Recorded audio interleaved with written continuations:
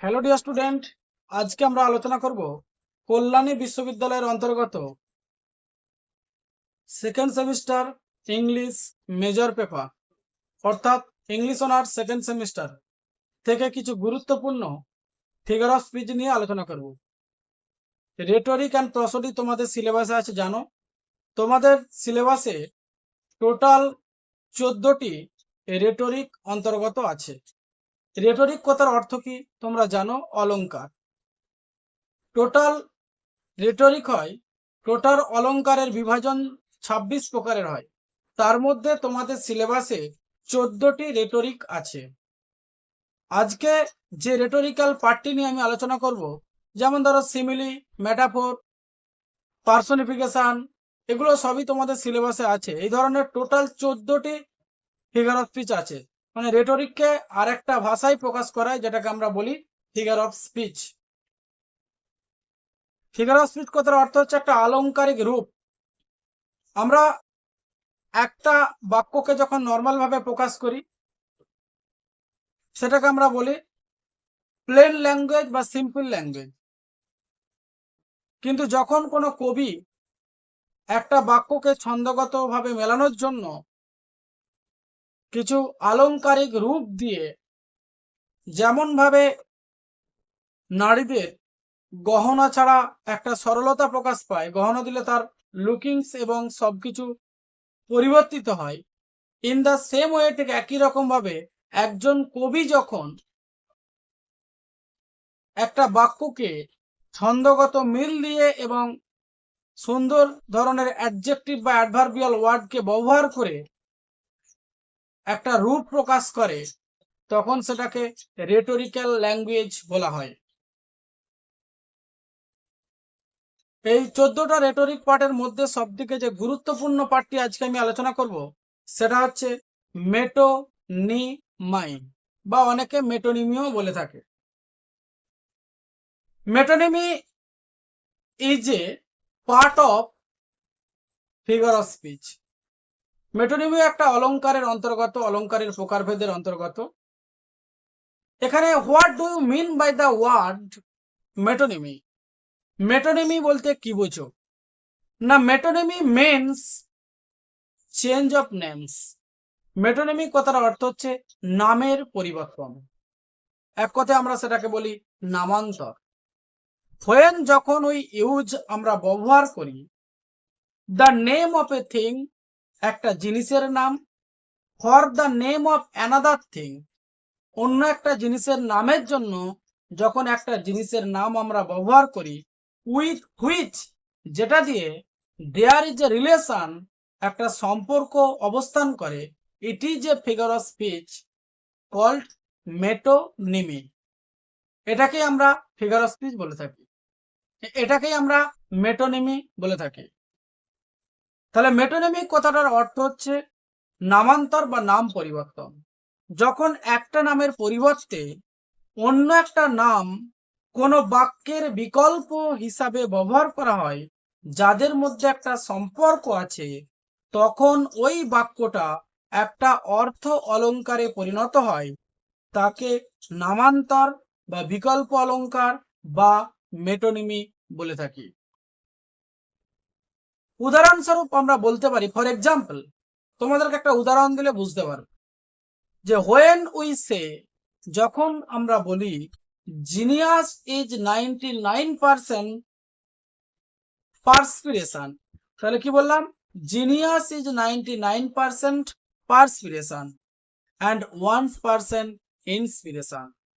না, এই বাক্যে ব্যবহৃত পার্সপিরেশন বা ঘাম কোথা ব্যবহার করা হয়েছে? কঠোর পরিশ্রমের পরিবর্তে। কাজেই এই বাক্যটা হলো একটি মেটোনিমি।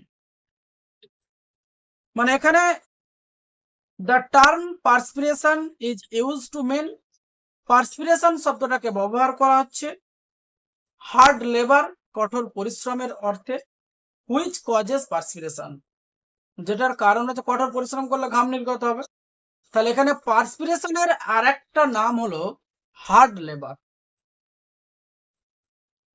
This is a figure of speech called metonymy. তাহলে পার্সপিরেশন শব্দটা ডাবল অর্থ আছে। পার্সপিরেশন কথার অর্থ হচ্ছে ঘাম, বা আমরা যদি পার্সপিরেশনটাকে অন্য নামে প্রকাশ করি সেটা হচ্ছে হার্ড লেবার। কঠোর পরিশ্রম করলে ঘাম নির্গত হয়, তাহলে কি ঘামের আরেকটা নাম হলো হার্ড লেবার। সুতরাং প্রথমেই তোমাদেরকে আমি বলেছি মেটোনিমি কথাটার অর্থ হচ্ছে নামের পরিবর্তন। তাহলে এখানে পার্সপিরেশনের নামের পরিবর্তন ঘটলো, hard labour. So it is a clear case of metonymy. তোমাদেরকে ব্যাখ্যাটাও লিখতে হবে। ধরো বাক্যটা তুলে দিবে, যে বাক্যটা তুললো যে 90, যে বাক্যটা তুলে ধরলাম তোমাদেরকে, ধরো পরীক্ষা এইভাবে দিল যে genius is 99% perspiration and 1% inspiration. পরীক্ষায় তোমাদেরকে দিল যে identify the figure of speech and explain it. পরীক্ষায় ঠিক এইভাবেই দিল। তাহলে বাক্যটাকে তুলে দিবে, তোমাকে 14টা যে তোমাদের সিলেবাসে আছে তার মধ্যে 14টা যে রেটরিক আছে, 14টা যে ফিগার অফ স্পিচ আছে, এই 14টা ফিগার অফ স্পিচ থেকে তোমাদেরকে কিন্তু বাক্য তুলে দিবে। 6টা বাক্য তুলে দেবে, তোমাদেরকে 4টে করতে হবে, 4 দুগুণে 8। এই ধরনের একটা বাক্য তুলে দিবে যে genius is 99% perspiration and 1% inspiration. বাক্যটা তুলে দেওয়ার পর তোমাকে লিখতে হবে যে what does the figure of speech above in the line. উপরিক্ত বাক্যটি কোন ফিগার অফ স্পিচের অন্তর্গত।